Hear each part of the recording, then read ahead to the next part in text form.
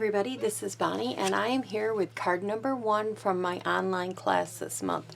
This month we've decided to use the Gnomes, Kindest Gnomes bundle.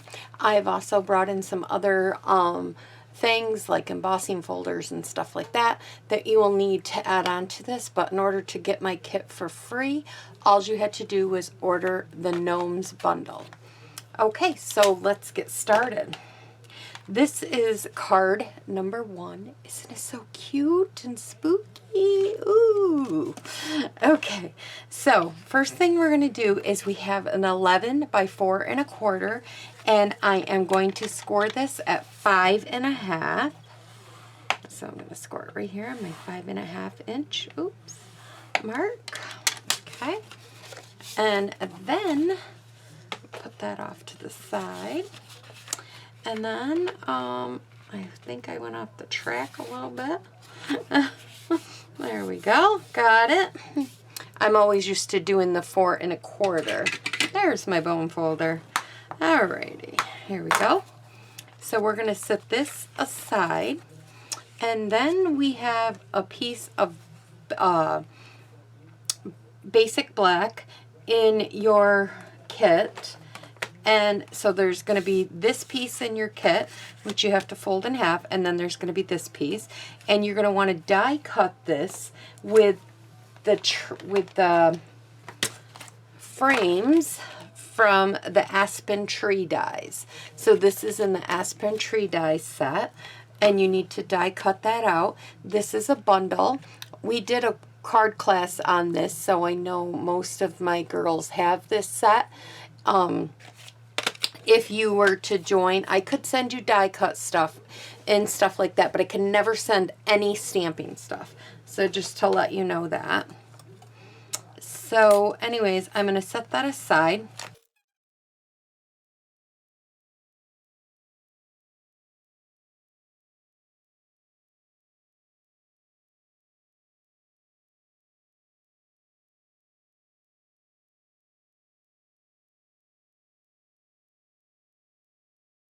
All right, so now we have this piece done, so you could set that piece aside.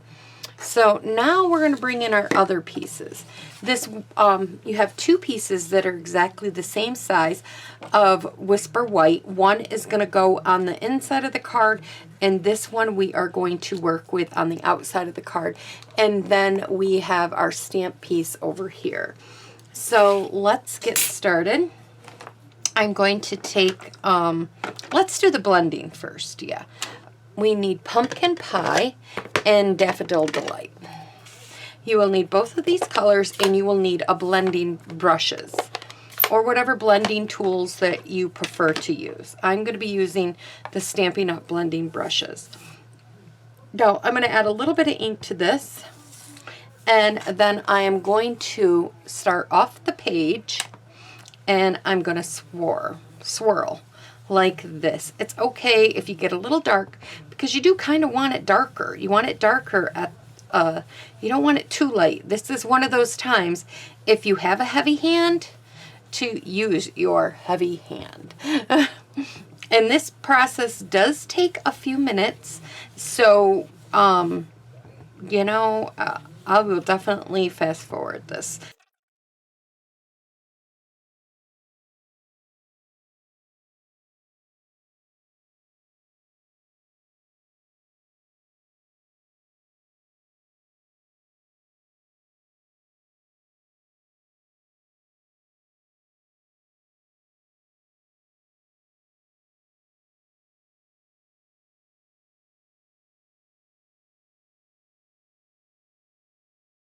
That.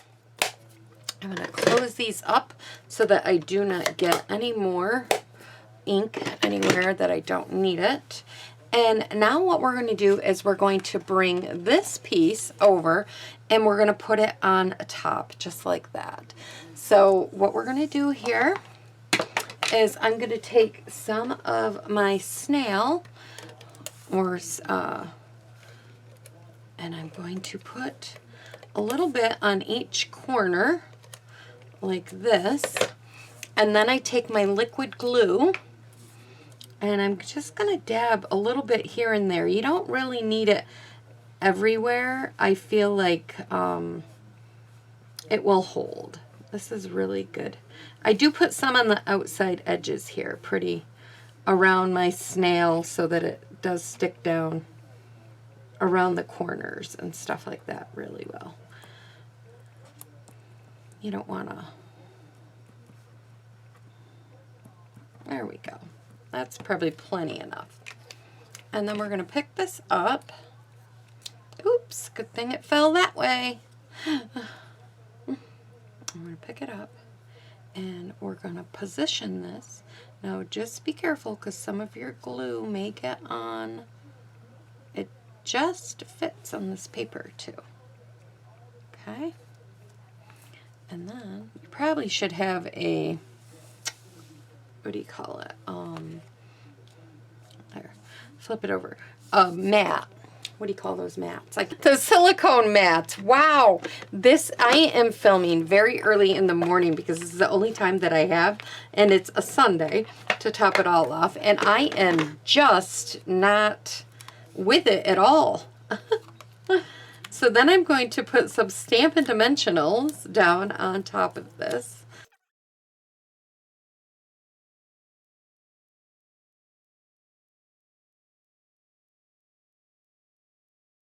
To place this the best that you can on the center.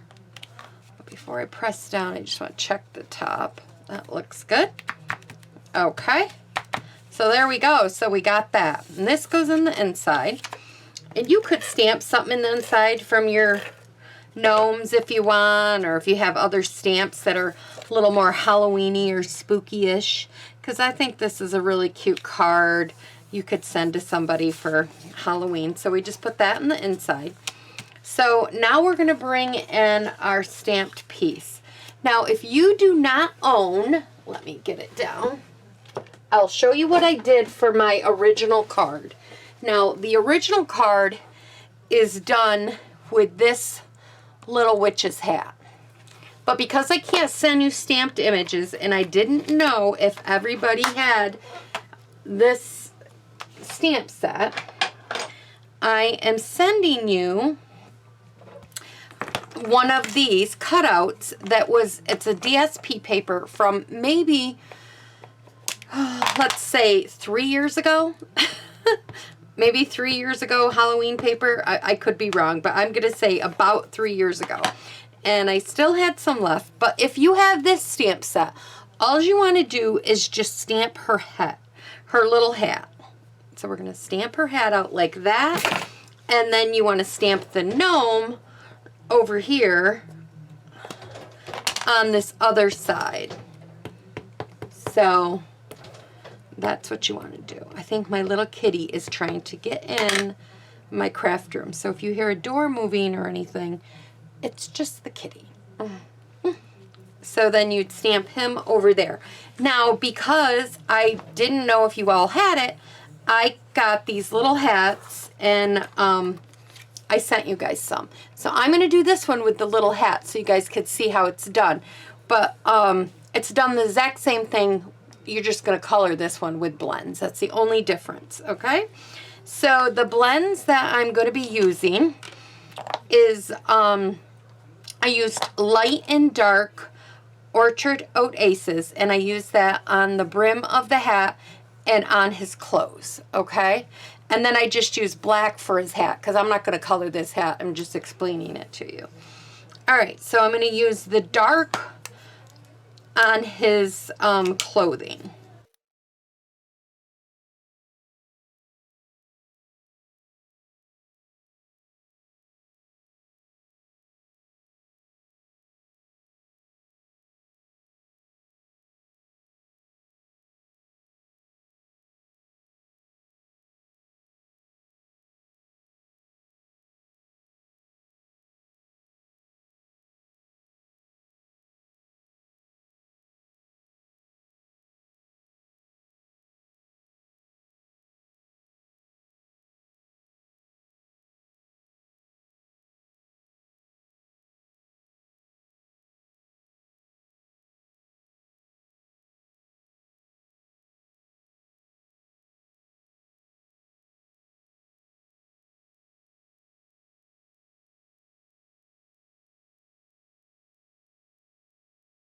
I've been working away here, so I got all these little post-it thingies everywhere.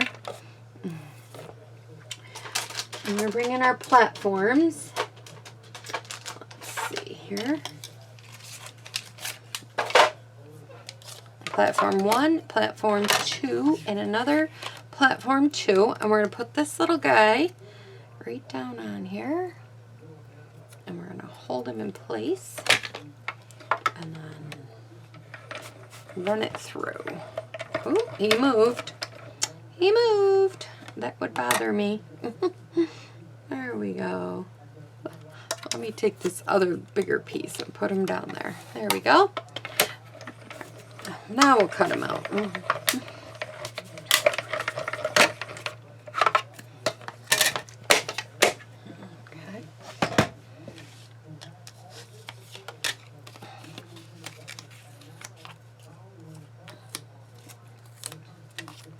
And there he is. He's so cute.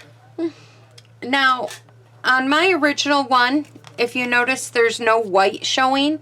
And the reason there's no white showing is, like I said, it moved on me the other time. And so I ended up cutting the white around away from it.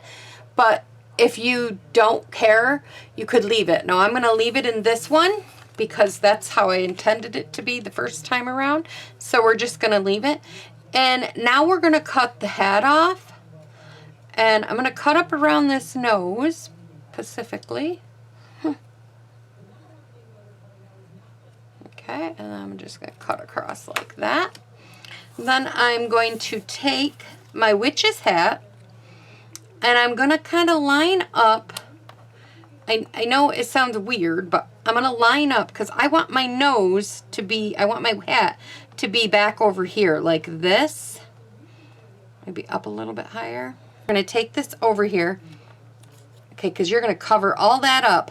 But right where that nose is, you're going to cut that little piece out. Okay, so now we're going to cut this out. So we need to go a little deeper on the nose here. So you can either use that pattern or just kind of mark it with a pencil, whatever works. But we need to get the nose to show and cover up the rest of the hat.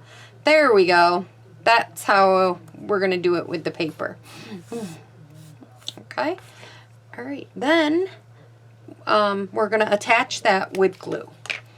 So just put some glue right here. Oops, that's quite a bit. And a little bit on the tip of its nose. Now I want some and it won't come out. And I got a little too much, so I'm going to take this. I'm going to take this piece that I had here because I don't want it to run everywhere. And I'm going to put this piece right over top of that. Just like that. Now I do like the stamped image nose, but if you don't have it, this does work. And I did give you guys, I didn't give you guys any of these. I think I just gave you ones with buckles. So it's kind of cool. Oh, it's still going to look cute once you put it on the paper. Oh yeah. Once you add it to the background of all this, it just changes its whole, like, everything about it. It just changes, and I just absolutely love it. Okay, so all I did was I took glue and I attached it to the back of this, and I added it right here to the bottom, and I just attached this down. Kind of hold it for a second so it can grab onto the paper and everything. There we go. And now you can either, I punched them out for you. I have the old bat punch from I don't know, probably a few years back too. So if you have the old Stampin' Up! Bat, you want to use the bat punch. But I did punch you guys that were in my class. I punched these out for you. So you got these already punched out. And you need 3. And then you need some mini Stampin' Dimensionals. If I can find them. Here. Right here. Here they are. And you're going to put one of these minis, which is easiest if you poke it and bring it over to the